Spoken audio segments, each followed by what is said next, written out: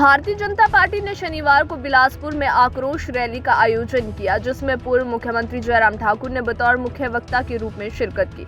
इस दौरान स्थानीय भाजपा नेताओं और कार्यकर्ताओं ने उनका भव्य स्वागत किया। इस मौके पर सदर विधायक त्रिलोक जामवाल, झंडुता के विधायक जीतराम कटवाल, नैना देवी के विधायक रणधीर शर्मा, पूर्व मंत्री राजेंद्र गर्ग, पूर्व विधायक सुभाष ठाकुर और पूर्व सांसद सुरेश चंदेल सहित भाजपा जिला अध्यक्ष स्वतंत्र सांख्यान भी उपस्थित रहे।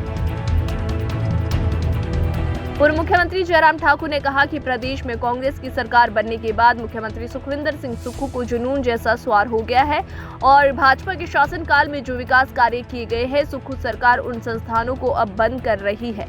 उन्होंने ये भी कहा कि शपथ ग्रहण करने के एक दिन बाद वर्तमान सरकार नए खोले कार्यालय को बंद करने से पीछे नहीं हट रही है। वर्तमान सरकार को तालाबंदी का शौक है, जिसके चलते प्रदेश में कार्यालयों की डी नोटिफिकेशन जारी कर दी गई है। प्रदेश में विकास के बेटे सुक्खू सरकार पूर्व में शुरू हुए विकास कार्य को रोकने का कार्य कर रही है। वहीं पूर्व मुख्यमंत्री जयराम ठाकुर और क्या कुछ कहते हैं वो आप सुनो। वर्तमान सरकार हिमाचल प्रदेश में जो कांग्रेस पार्टी की बनी है, तो जो एक माहौल हम देख रहे हैं कि इतनी तेजी से उसका लोकप्रियता का ग्राफ गिरा है और निश्चित रूप से इस बात को लेकर के मैं जैसे सोशल मीडिया में आज मैं देख रहा था, लोकप्रिय नहीं लोकप्रिय सरकार हो गई है। क्योंकि 12 तारीख को कैबिनेट नहीं बने थे, चीफ मिनिस्टर और डिप्टी चीफ मिनिस्टर थे सिर्फ। और हमने सोचा शुरू में कि थोड़े वक्त के लिए है, शायद मुझे लगता है कि भाई कुछ संस्थान जो बंद किए हैं यहीं रुक जाएगा, लेकिन ये रुकने का नाम नहीं ले रहा। पिछले कल हिमाचल प्रदेश में 19 डिग्री कॉलेज जो हमने खोले थे उनको भी डिनोटिफाई करने की नोटिफिकेशन की, उनको भी बंद कर दिया गया। अभी आपके इस कार्यक्रम में आने से पहले, बिलासपुर में आने से पहले मैं रास्ते में चाय पान के लिए रुका, वहाँ पर स्वारघाट में। हमने वहाँ पर डिग्री कॉलेज दिया था, बच्चों की एडमिशन की प्रोसेस शुरू हो गई थी। 29 बच्चों ने वहाँ पर एडमिशन ले ली थी और आप अंदाज़ा लगाइए 29 बच्चों में से 22 जो है उसमें बेटियां हैं। एक ही क्लास में। और जबकि अब जब सेशन शुरू हो तो अब उसके बाद फिर नए सिरे से एडमिशन जो है वो अब शुरू होनी थी वहाँ पर, उसको भी डिनोटिफाई कर दिया। दूर का इलाका, कठिन इलाका, और बेटियों को जहाँ पढ़ने के लिए कठिनाई आती है दूर जा कर के, वो बेटियां घर से रोटी खा करके पढ़ने के लिए जा रही थी, उसको भी डिनोटिफाई कर दिया। हेल्थ इंस्टीट्यूशन में, पीएचसी में डॉक्टर 8 महीने से ट्रीटमेंट कर रहा था और उसके बाद वहां पर डॉक्टर की जगह ताला लगा दिया। एसडीएम ने इलेक्शन की प्रोसेस कंप्लीट कर ली, विधायक के चुने जाने की घोषणा कर दी, जो सर्टिफिकेट इलेक्शन के बाद दिया जाता है वो भी दे दिया, लेकिन उसके बाद वो एसडीएम का दफ्तर बंद कर दिया। तो एक नई इस तरह की एक, जिसको वो आज मैं देख रहा था मैं सोशल मीडिया में, और वो किसी ने कहा कि ये लोकप्रिय नहीं लोकप्रिय, LOC के होता ना, लोकप्रिय मुख्यमंत्री है। इनको तालाबंदी का शौक चढ़ा हुआ है, यहाँ भी ताला लगा दो, वहाँ भी ताला लगा दो, ये भी बंद कर दो, वो भी बंद कर दो। बंद करके किसी सरकार का भला नहीं हुआ। और सबसे बड़ी बात है, हमने एक बात बड़े खुले मन से कही थी, अगर सरकार जनहित में निर्णय लेती है, लोगों के भावनाओं का सम्मान करते हुए विकास के लिए आगे योजनाएं बनाती है, हमारा उसमें सहयोग होगा। लेकिन अगर जनहित में निर्णय नहीं होगा तो उसका विरोध होगा। और इसलिए इस बात को आप देख रहे हैं कि हालात ये बन गए, अभी 3 महीने का कार्यकाल पूरा नहीं हुआ।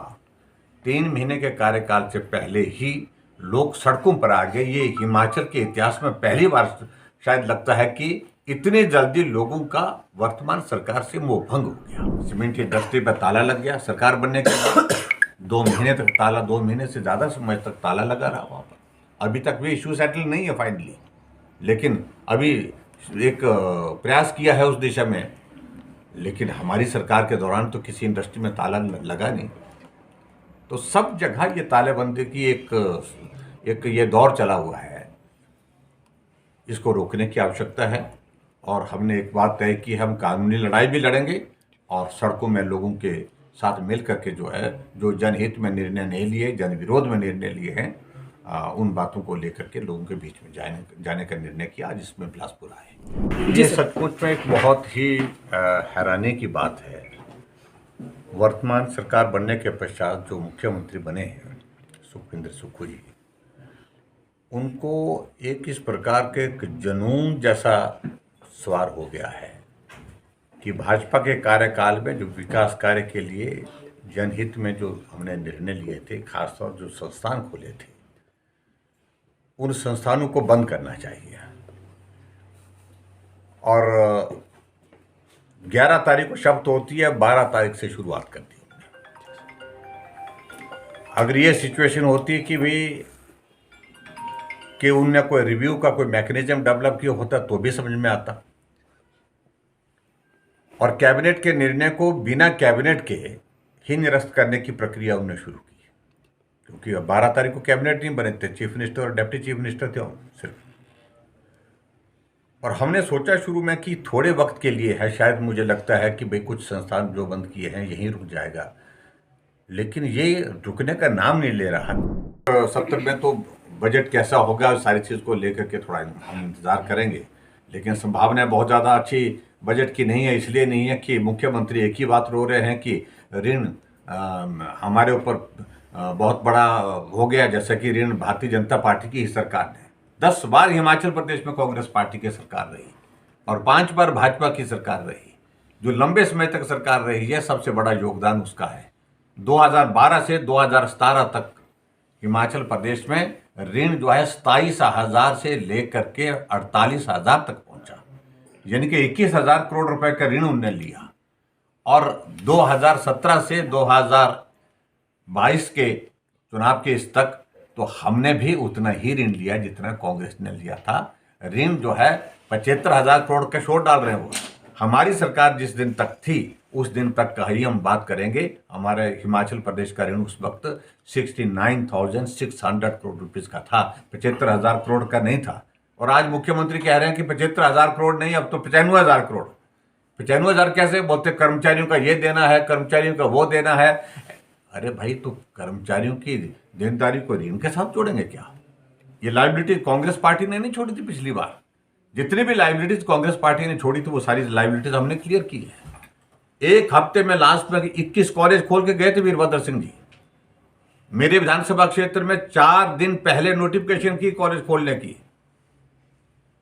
और फाउंडेशन स्टोन जो है शिमला से भेज करके वहां पर लगा दिया गया। ना जमीन थी, ना पैसा था, ना बजट था, ना बच्चे थे, फिर भी शिलान्यास कर दिया। और उसके बावजूद भी हमने उस कॉलेज को डिनोटिफाई नहीं किया, हमने उसको भी चलाया। बिलासपुर से सुभाष की रिपोर्ट।